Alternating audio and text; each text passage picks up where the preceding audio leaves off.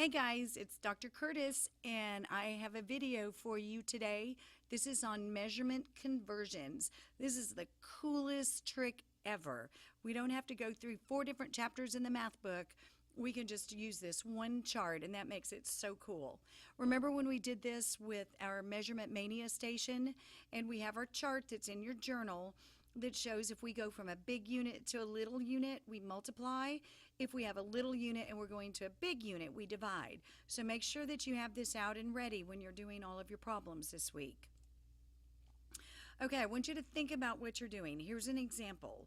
If you are converting big units to little units, what are you going to end up with? Are you going to have more little ones than big ones? Yes, you will. And how do we get more? Do we multiply or divide? You're right, you have to multiply. So we're going to use this conversion chart, and you're going to see this over and over and over because this is how you can do all of your problems. First, you're going to write down the problem. Second, you determine what your process is, multiply or divide. Third, write down what you know, that's our conversion. And then finally, you're going to solve the problem.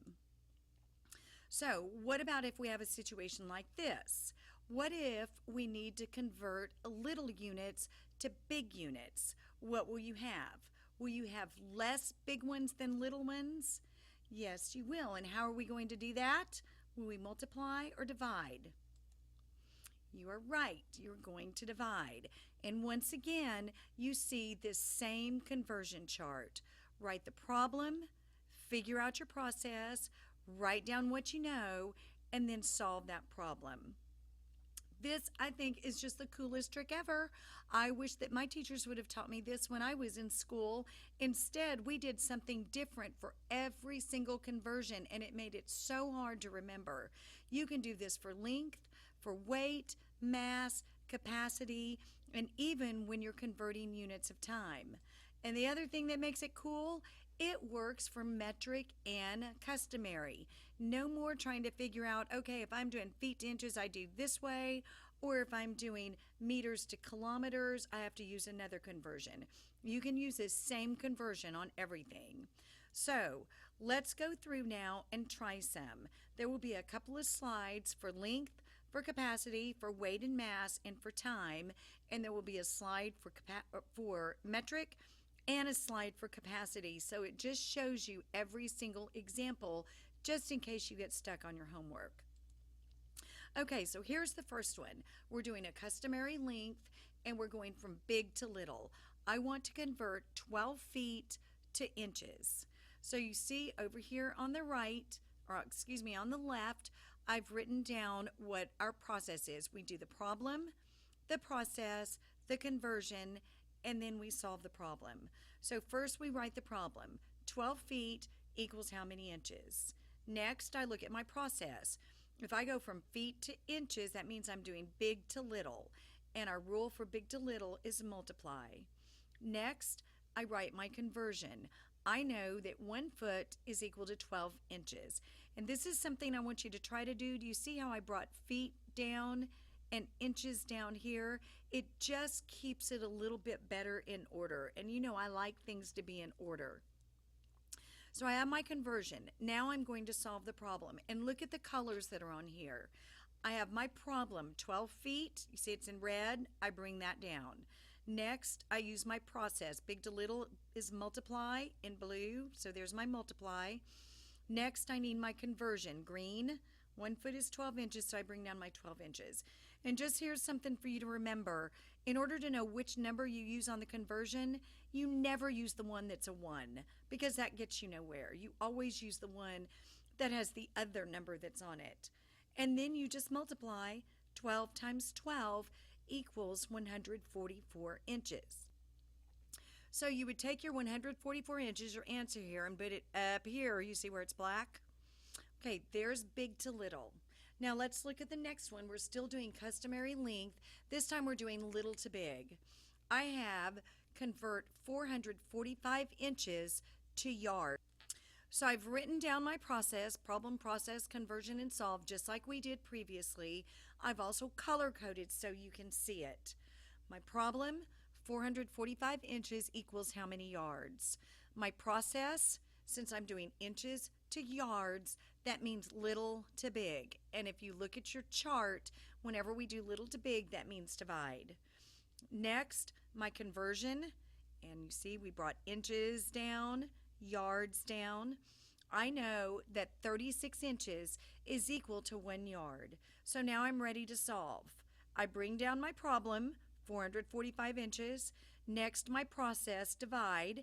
You remember when we did fractions that the line also means divide? I bring down my conversion.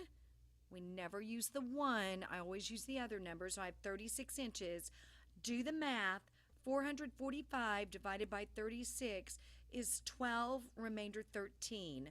We write that as 12 yards, 13 inches. Now we're ready for our next slide.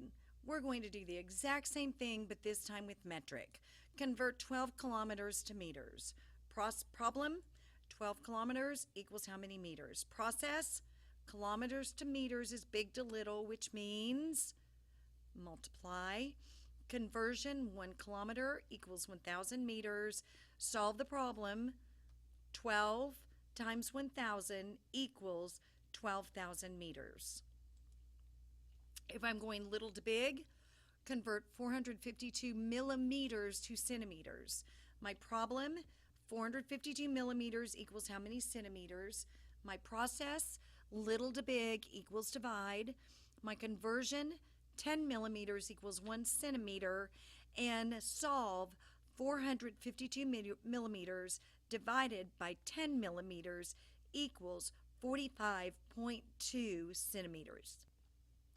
Now, this is the last slide. Actually, I skipped one. This here is the last slide that we're going to actually talk about because the process just keeps repeating over and over and over. But what I did for you is I've created 4 slides for capacity and weight and mass, and then 2 for time, so that you can see how you go through the conversion if you're doing little to big or big to little. So I'm not going to talk through the rest of the slides. I want you, though, since this will be on your flipped classroom, I want you to be able to go and access this so that if you're doing capacity and you get a little bit stuck, you can go and pull up the screencast and then slide over to the slide you need and then stop it so that you can read. So here is our example back on Customary of going big to little, converting 10 gallons to pints. Our next example, still with Customary capacity, is going from little to big, converting 37 cups to quarts. Next, let's look at metric, 6 liters to milliliters, big to little. And finally, metric capacity, doing little to big. So I have 9,430 milliliters that I want to convert to liters. The next 4 slides are on weight and mass. Weight, convert 12 pounds to ounces, big to little.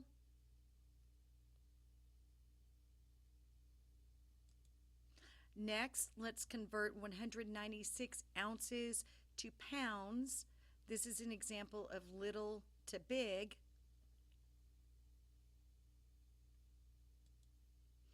Now we're doing mass. Remember, in the metric system, in order to weigh something, metric, we use mass.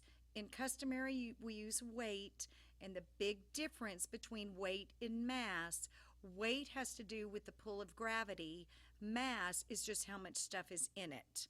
So no matter where I live, in Texas, in Nebraska, on the moon, or the bottom of the ocean, my mass is the same. My weight will change where I am because it has to do with the pull of gravity. So this example, we have 358 kilograms that we are converting to grams. This is an example of big to little. And what's next? You guessed it.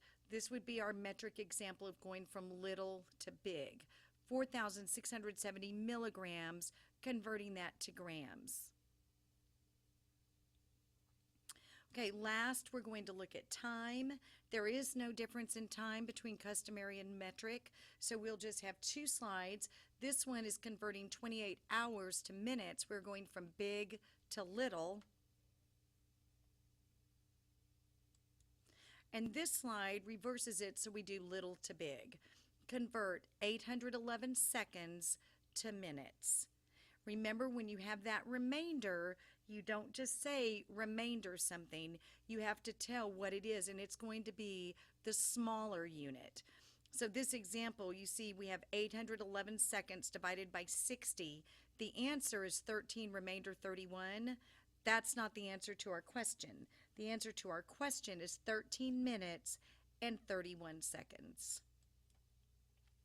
Okay, guys, what do you think? Is that not just the coolest trick ever? You've got to remember the process. Maybe you want to write PPCP down. Problem, process, conversion, solve. And what do I expect from you now? Over this next week and a half, you're going to have 4 assignments, and I expect all 100s on all 4 of those assignments. You guys get busy. Take care. Do a great job on it. Let's end this school year with a great math average. I hope you have fun. And remember, if you get stuck on one of them, come back to this screencast, find where the area is you're having trouble, and just look at the screen and set your problem up exactly the way that I set my problem up. I look forward to seeing your papers.